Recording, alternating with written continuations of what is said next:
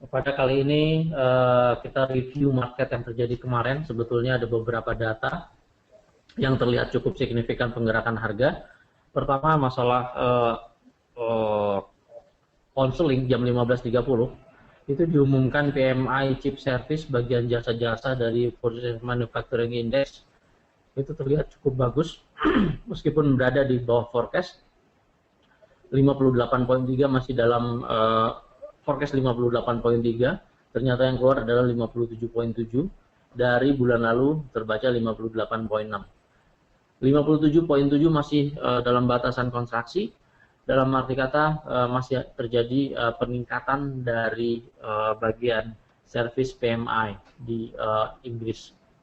Kemudian setelah itu keluar data yang cukup membuat arahan market euro terpengaruh, yaitu keputusan tentang ECB refinancing rate decision yang ditetapkan sama sebesar 0,15% seperti bulan lalu. Kemudian juga Mario Draghi enggan untuk terus melancarkan penurunan tingkat suku bunga untuk lebih lanjut.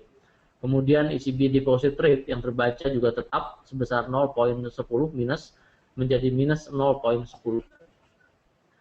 Kemudian kita lihat dari data-data Amerika Serikat kemarin cukup terpengaruh seluruh data meskipun masih dalam range rata-rata setiap non-farm payroll data tiap bulannya. Namun begitu mempengaruhi cukup besar terhadap pergerakan harga. Kita lihat secara detail. Unemployment rate terbaca cukup bagus sebetulnya dari 6,3%,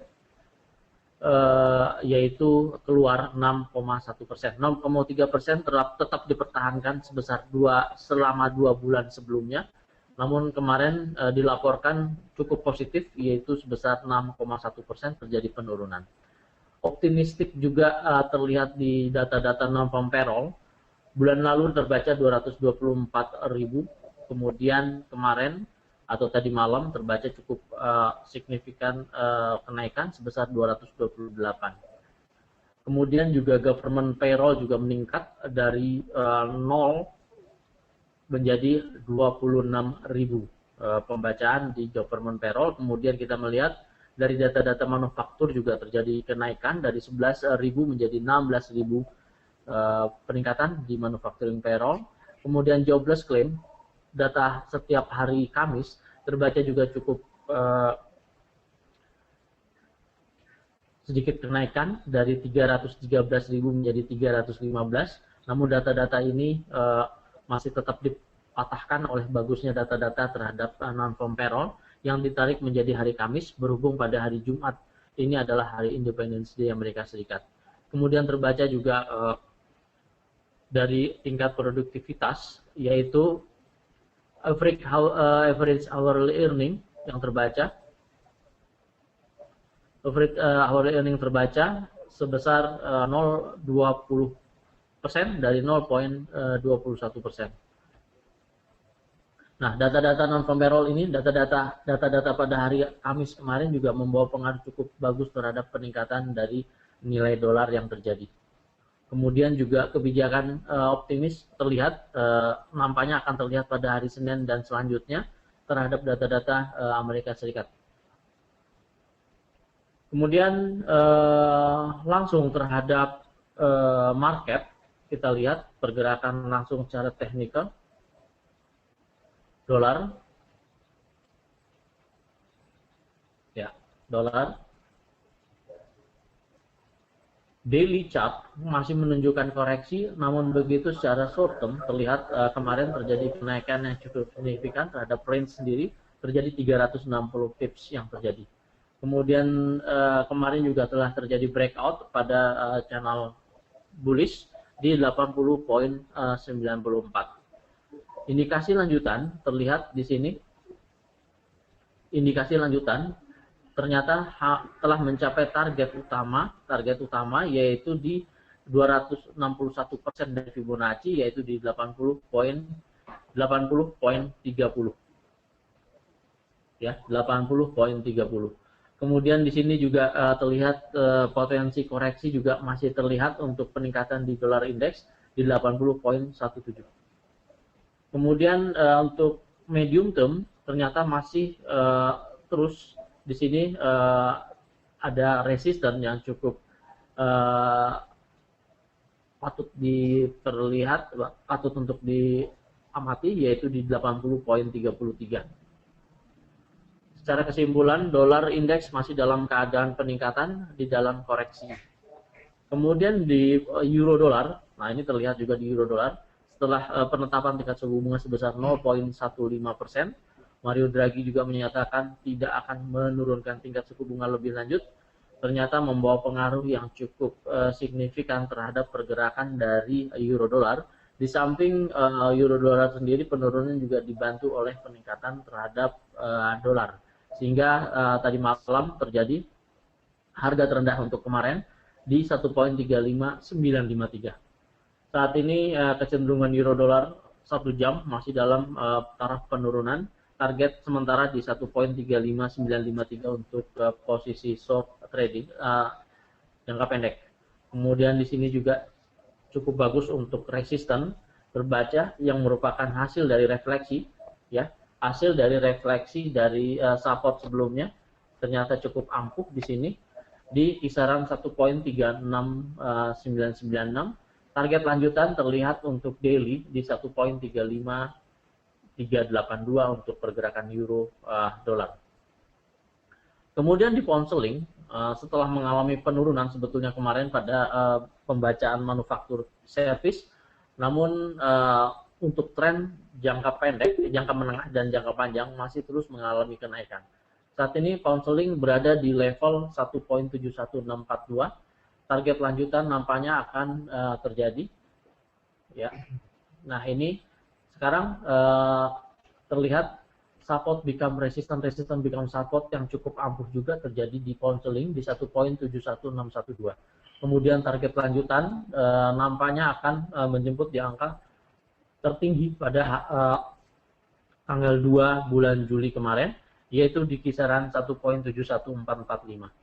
Kemudian dolar yen juga terlihat tetap merespon support yang terjadi beberapa hari yang lalu pada awal bulan, yaitu 101.160.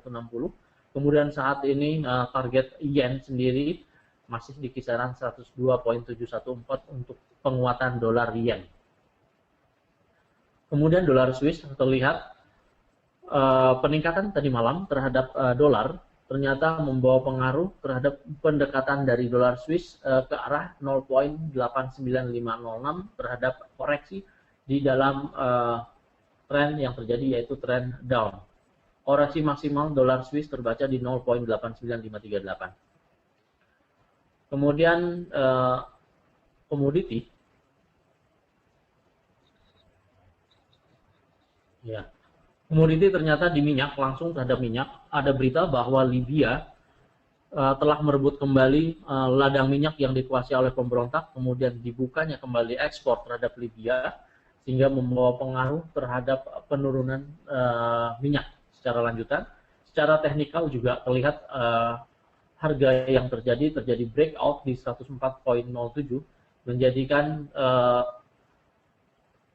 kecenderungan minyak untuk sementara waktu untuk daily, untuk hari ini masih dalam taraf penurunan jangka pendek. Angka lanjutan ada di angka 103 poin sekian, yaitu di angka terendah kemarin 103.65.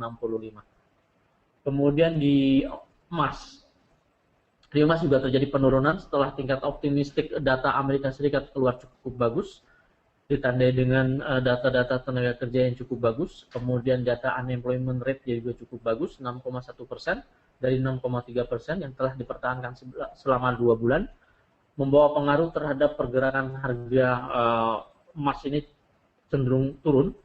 Bahkan tadi malam sempat menyentuh angka di 1308.68. Saat ini pergerakan emas kembali berada di atas, namun begitu masih berada di angka tengah antara harga tertinggi dan terendah kemarin. Nah, di sini di kisaran 1319.31 terbaca juga band yang terbaca untuk peningkatan di 1322.57. Namun begitu secara short term emas terlihat masih cukup meneruskan kecenderungan untuk bearish. Kemudian di stock index sendiri, di stock index sendiri di Nikkei terlihat peningkatan di dekat harga resisten di 15.417. Ternyata hari ini terus mengalami kenaikan di sini. Saya kira tren untuk lanjutan di Nikkei masih akan terus mengalami kenaikan. Untuk selanjutnya, kenaikan di Nikkei terlihat cukup. Nah, di sini ada resisten yang cukup jauh sebetulnya, di kisaran angka tertinggi pada bulan Januari kemarin tanggal 23 di kisaran 15.965. Namun begitu kita masih membutuhkan angka bullish atau gambar bullish dari candle lanjutan. Setelah breakout kemarin pada bulan lalu, pada harga bulan lalu di 15.430. Pergerakan Nikkei kecenderungan masih dalam keadaan peningkatan. Kemudian di Kospi, nah di Kospi juga untuk saat ini terjadi open gap pada pembukaan, ya. Open gap pada pembukaan di 52 pips saat ini dalam keadaan ranging untuk short term trading, kemudian medium trading juga dalam keadaan ranging. Kemudian di Nikkei kecenderungan masih akan terus berlanjut. Nampaknya kita lihat peningkatan lanjutan ada di kisaran 23.700-an. Kemudian 4 jam terlihat juga swing yang terjadi untuk 4 jam juga terjadi peningkatan. Maksimal peningkatan untuk di Hang Seng itu ada di sekitar 23.700-an juga. Demikianlah morning briefing kali ini. Mudah-mudahan seluruh informasi berguna bagi seluruh marketing maupun para nasabah untuk melaksanakan transaksi. Namun informasi ini bukan merupakan informasi satu-satunya yang diikuti, namun dibutuhkan informasi lainnya, terutama mengenai masalah money management yang akan dilaksanakan dalam setiap transaksi dalam setiap akun para nasabah. Terima kasih, morning briefing kali ini pada tanggal 14 Juli 2014 kami sudahi. Terima kasih, selamat bekerja.